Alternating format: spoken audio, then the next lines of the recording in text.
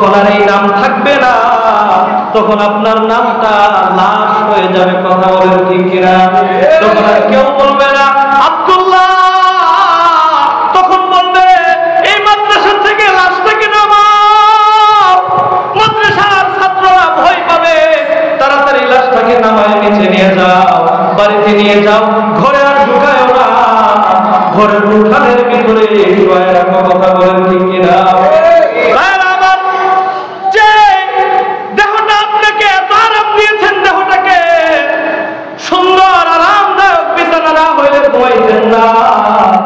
মশারি না হইলে ঘুমাইত না, ওই দেহটাকে মসজিদের একটা লোহার খাটের উপরে সামান্য একটা পাতলা কাপড় দিয়ে বিছায় রাখবে। কথা বলেন ঠিক কিনা? বিছায় রাখার পর সকল মানুষ যখন বিদায় দিয়ে দিবে, বিদায় দেওয়ার পর কবরের ভিতরে যখন নামাবে, এখন বর্তমান বৃষ্টির সিজন, কবরের ভিতরে যখন নামাবে,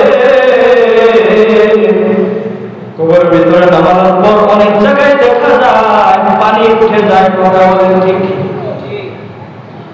পানি উঠার পর ওই কবরের মধ্যে কি করে কলা গাছ কাইটা, কলা গাছের উপরে পানিগুলো সেচ দিয়ে কলা গাছের উপরে আপনাকে শোয়া দেয়। কথা বলেন ঠিক কিনা? কেউ এই কথা বলে না আমার বাবাকে এই কলা গাছের উপরে শোয়া দিও না, আমার বাবার কষ্ট হবে, কাদা মাটির কবরে আমাকে শোয়া দিও না, কষ্ট হবে, এই কথা আর কেউ বলবে না। কথা বলেন ঠিক কিনা? আপনাকে ওই কবরের ভিতরে বাবা নামায় দিয়া জীবনের পরে এতিম বানায়া কবরের ভিতরে রেখে চলে আসবে। কথা বলেন ঠিক কিনা?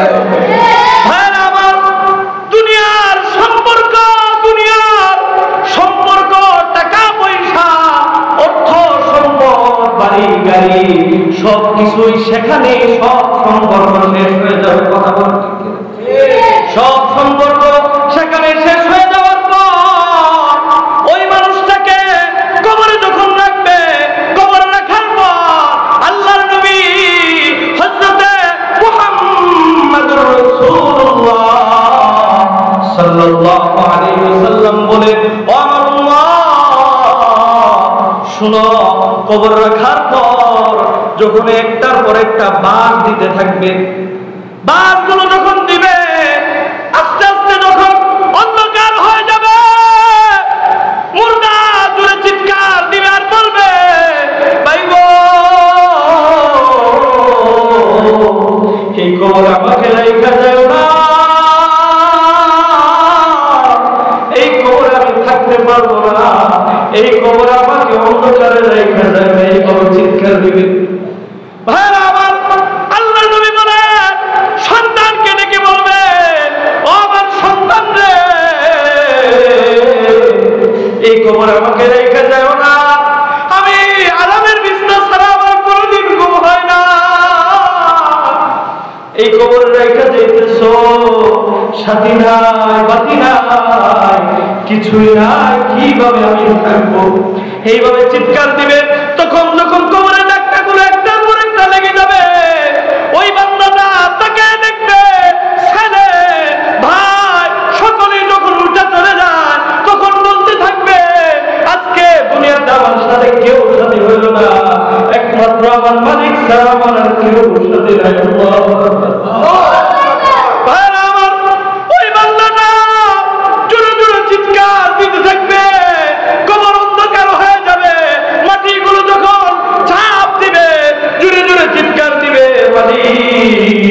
তুমি ছাড়া তো আমার কেউ হইল না। তখন আল্লাহর নবী হাদিসের ভিতরে বলেন, আল কবরু ইম্মা রাউযাতুম মিন রিয়াদিল জান্নাহ।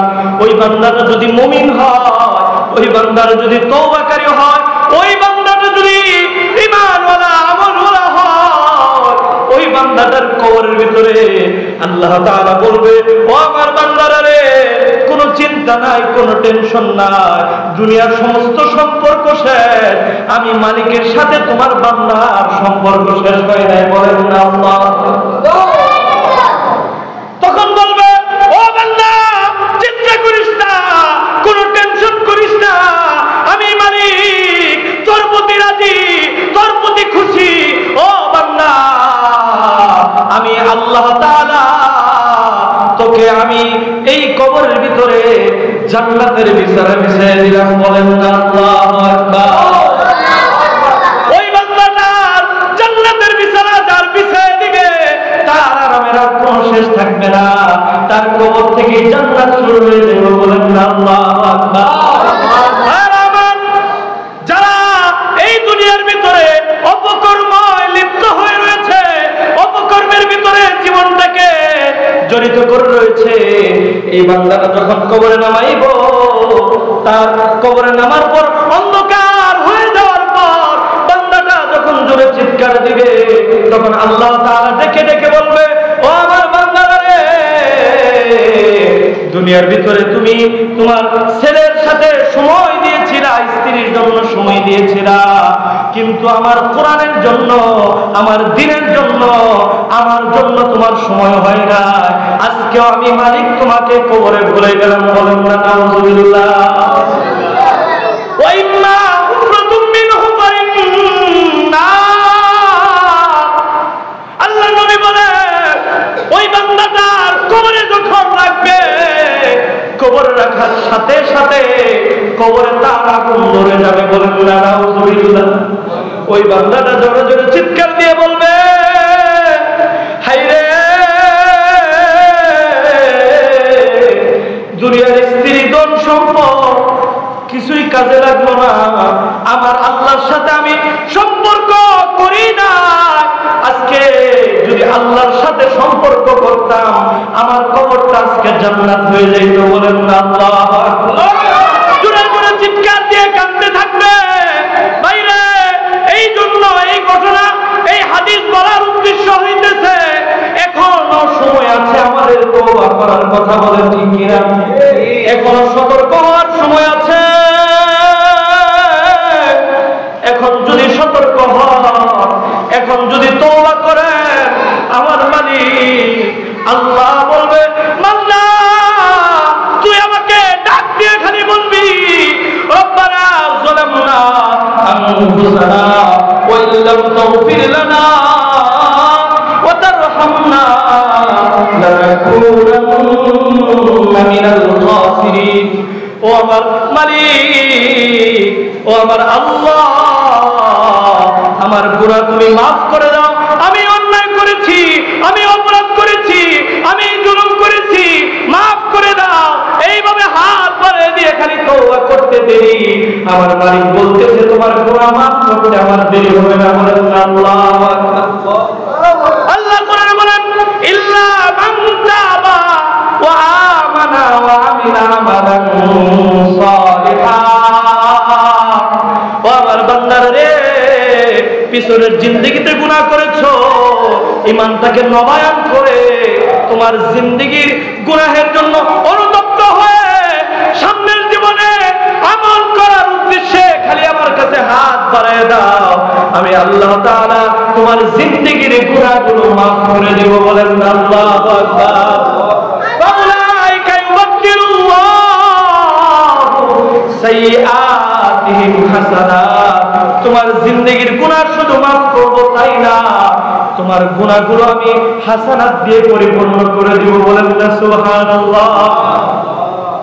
ভাইরা আমার, আল্লাহ তাআলা বলেন, ও আমার বান্দা তুমি যদি এখন বুঝো, এখন যদি সতর্ক হওয়ার জন্য এখন যদি তওবা করো, আমি আল্লাহ এখন তোমার গুনাহ মাফ করে দেব। বলেন আল্লাহ। এখন যদি তওবা করে খালি বলতে পারেন আল্লাহ গুনাহ করে ফেলেছি মাফ করে দাও, আল্লাহ বলবে এখন তোমাকে মাফ করে দেব। সাইয়্যাতগুলো মাফ করে দিয়ে তোমার গুনাহগুলো আমি সওয়াব দিয়ে পরিবর্তন করে দেব। বলেন আল্লাহ। আমরা তওবা করতে রাজি আছি? সকলে হাত বাড়ায় দিয়ে তওবা করতে রাজি আছি ইনশাআল্লাহ। আল্লাহ আপনি আমাদের সকলকে তওবা করার মতন খালেস তওবা করার মতন সকলকে তৌফিক দান করুন। সকলে বলেন আমিন। শ্রেষ্ঠ বুজুর্গ এসেছে, ওনার যখন হাত তুলবে আমরা সকলে হাতে সাথে হাত মিলে আল্লাহর কাছে দোয়া করবো যেন আল্লাহ আমাদের সকলকে মাফ করে দেন। ওনার হাতের ওসিলা করে আল্লাহ তাআলার এই ইসলামী মাহফিলের ওসিলা করে সকল বলেন আমিন।